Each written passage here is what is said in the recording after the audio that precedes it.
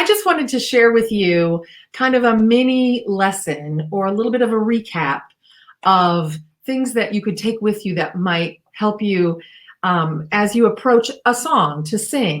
I generally am talking about solo singing, but honestly, I don't think you can go wrong, even if you're in an ensemble, kind of thinking about some of these same concepts.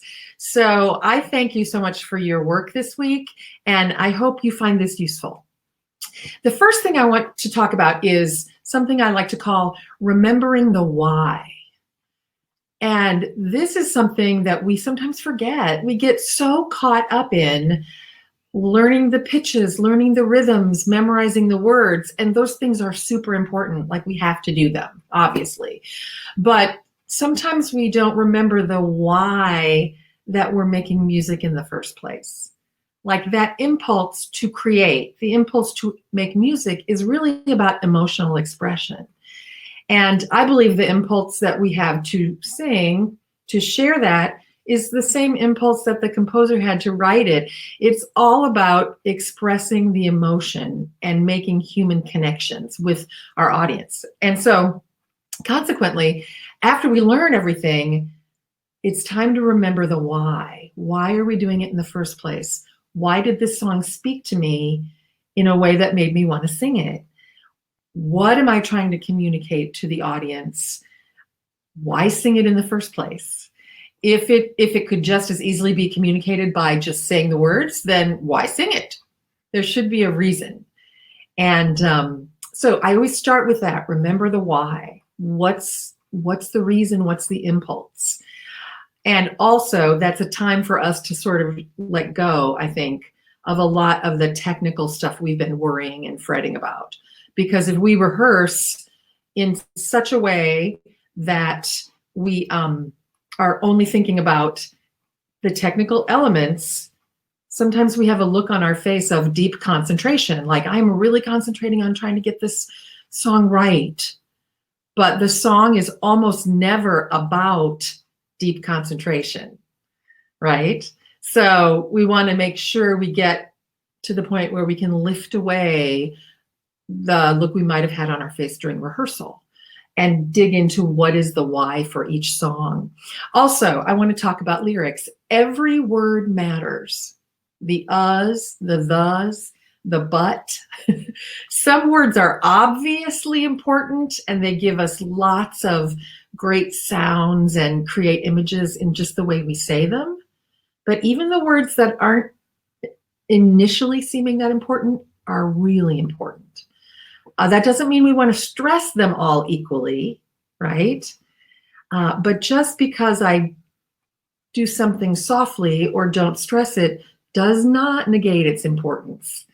In fact, the truth is, in natural conversation and real communication, not all syllables are created equal. We have natural inflection and stress. So one thing that sometimes is a habit is we just kind of start singing and everything is loud and about the same volume and stress. And that isn't necessarily the most effective way to communicate the lyric. So every word's important, but important doesn't mean loud necessarily. Also, this is like one of the most important lessons about a song is I want you to always plan the build. So every song needs to have a build. Now, sometimes the build happens at the end. Sometimes it might happen in the middle, and then we spend the rest of the song pulling back from the build. But the thing that I see most frequently, that the thing that it seems to be kind of our default, is to just start the song kind of like, yeah, I'm singing now, and here I am, I'm singing, singing, singing. And if I'm starting too loud or I'm not giving myself room to grow, then I don't have the opportunity to build the song and shape it in the way that I want to. And so I always like to suggest, find where you think is the peak of the song. And the peak could be emotional peak, it could be volume. Find the peak and then work backwards from there. So if the bridge, for example, is my peak in the song, then I probably don't ever want to sing as loud as that, or as dramatically as that, or whatever tool I'm using to give the build its importance, I need to step back and make sure that I'm not like beginning with the third act, right? We need to begin at the beginning. Not always, but usually the beginning is softer and simpler and more thoughtful. I like to say this sometimes, especially if there's a repeated phrase in a song. I like to say, the first time I say the lyric, I'm just thinking it for the first time. The second time I might repeat that lyric, I'm reiterating it and connecting to it in a stronger way. And by the third time I sing it, it's my anthem. And maybe there's a fourth time that I'm thinking about again. You know, there's no roadmap that works for every single song. But the most important thing is to plan. Plan the roadmap, plan where the build is going to be. Make sure your song has a beginning, middle, and end. And as long as that's clear, you get to decide how those things get shaped. Like, there might be a song that you feel like needs to begin big and loud. And maybe the middle is soft and then the end is loud again. You get to make those choices. The point is, give it sections like you would if you were telling a story. Pay attention to yourself in life when you tell a story or when you talk to people.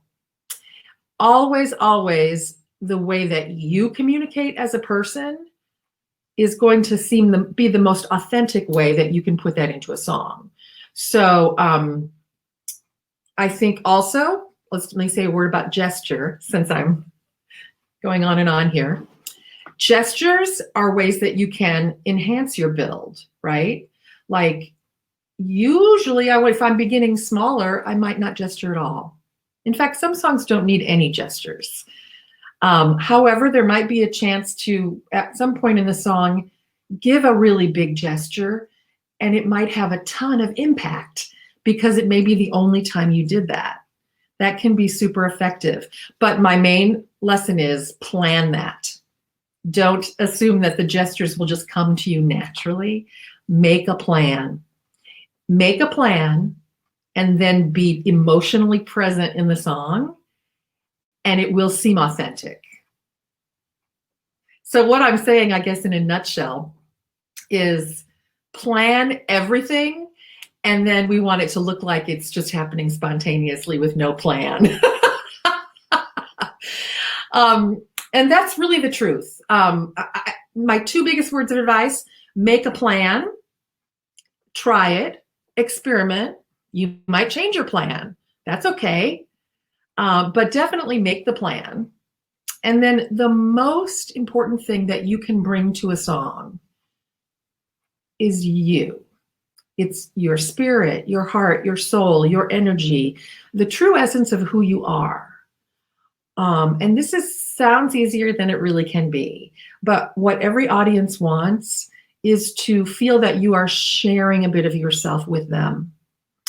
And so let it be your guide. Does this feel real to me? Does this feel authentic to me? And try to sing and live with an open heart. It's something that actually gets easier with time and practice, but it makes all the difference. I hope these things help you, give you things to think about. You can't go wrong. You can't go wrong if you come up with a good plan and then just open your heart and be really present when you're singing.